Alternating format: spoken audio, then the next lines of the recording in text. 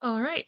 Today I'm going to be talking through and demonstrating how to perform a rapid strep test. I'm going to be using the Medline Strep A test kit, which is specifically testing for strep pyogenes. Group A strep can cause a variety of very serious infections like pharyngitis, respiratory infections, impetigo, meningitis, and if it can cause pretty serious complications if left untreated, which is why it's important to catch it quickly. Compared to isolating and identifying a culture of strep A, which would take around 24 to 48 hours, using a rapid strep test, it'll take just around 5 minutes to identify strep from a throat swab.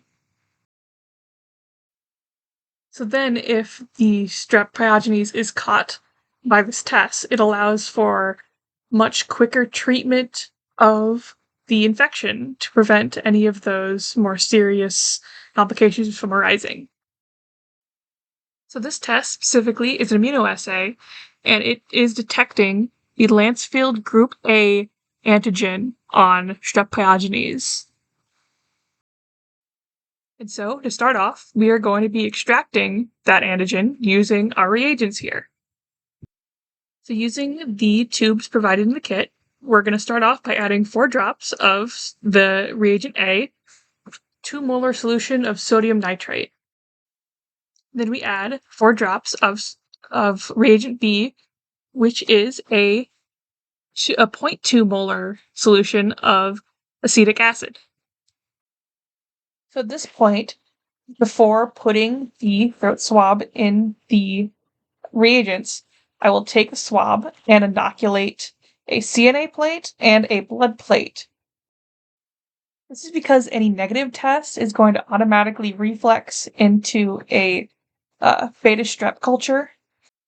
And inoculating the plates now instead of later ensures that you actually have viable specimen to culture.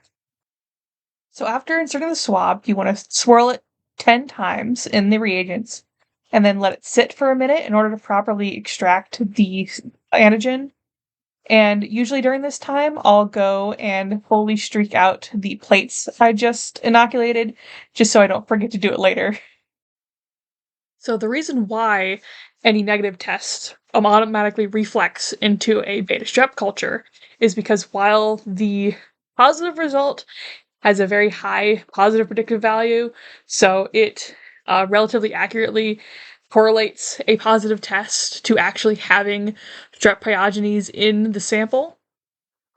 However, if there's low concentrations of the antigen present, sometimes it won't be enough for the test to detect it, and so it'll end up being falsely negative. And doing the culture allows it to be caught later on. So what I'm doing here is, after letting the swab sit for a minute, is you want to squeeze the tip against the sides in order to get any excess liquid off of the swab and back into the tube, just to make sure that when you're running the test, there's actually enough in there for it to be detected. So the next thing we're going to be doing is taking out one of these test strips and putting it into the sample. You want to put it in white side down or else it won't work, and that will sit for 5 minutes. So while that's running, I'm going to be talking a bit about how this test actually is working, what's all going on here, and also talking a bit more about the reflex to the uh, beta strep culture. The test kit that I'm using here, the Medline Strep A test, it's considered a qualitative lateral flow immunoassay. It's qualitative because it doesn't give you any concentrations based off of whether the antigen is present. It simply tells you, is the antigen detectable or is it not detectable? Therefore, it's qualitative. Lateral flow just means that during the test, the solution with the sample is going to be traveling up our test strip.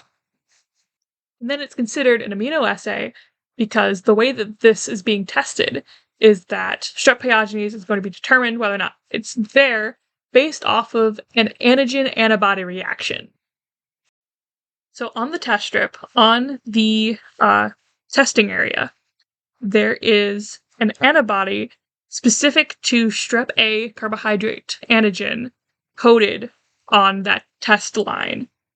And when the extracted specimen travels up the test strip, if it's present, the antigens on the strep pyogenes will react with the antibody, and so that will cause the red line to develop.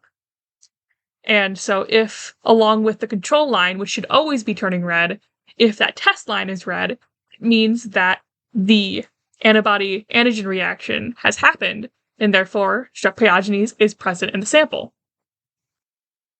Then circling back, whenever the test is negative, like I said before, it reflexes into a beta strep culture. So the reason why it's called a beta strep culture specifically is because strep pyogenes is a beta hemolytic strep. So when it's cultured, you're going to be seeing a zone of beta hemolysis around the colony. So in the microdepartment, after these plates have been set up and cultured and incubated, once they have some of these cultures growing, they're going to be checking the plates to see if any of the colonies have these zones of hemolysis, because that could mean that the colony is a strep pyogenes. So if any of the colonies growing end up actually being beta hemolytic, the microdepartment will take one of those colonies and perform a strep latex test. And the strep latex test has different types of latexes with that are coated with a reagent that will agglutinate with the different groups of strep. So if group A strep is present, it will agglutinate with the group A latex, and therefore confirm that it is actually strep pyogenes. So right now, we're not quite at the 5-minute mark that you usually want to wait to make sure that it's actually negative. But, as you can see, there is a red line developing on the control line, which is good. You want to see that. That means that the test is valid and that you have enough specimen in there for it to be an accurate test. So I'll just say now that this is a negative test, but if it had been positive, you would be seeing a second red line slightly below that control line. And at the end of that 5 minutes, you always want to make sure you're checking your test strip very closely, because while sometimes the test line can be pretty obvious, a lot of the times it will be very, very faint. So it's always careful to check and be absolutely positive you are interpreting this test correctly. Sometimes that test line can be pretty easy to miss. So after the specimen is done testing, after those 5 minutes are up, you're either going to be entering in a positive or negative result for the test. You're going to be confirming that the control line was positive. And then if it was a negative result, you're going to be taking those CNA and blood plates that we set up earlier and putting them into the CO2 incubator. If it was a positive, you're just going to be throwing those out because the test would be done, because you know that the strep pyogenes is present. And so you don't need to do the culture because you already know it's there. All right, with that, that's our 5 minutes up. So we're going to take our sample, we're going to check that test strip. And sure enough, just one line, which means it's negative. And we're going to be putting our plates into the CO2 incubator. And with that, that's your test. Good job.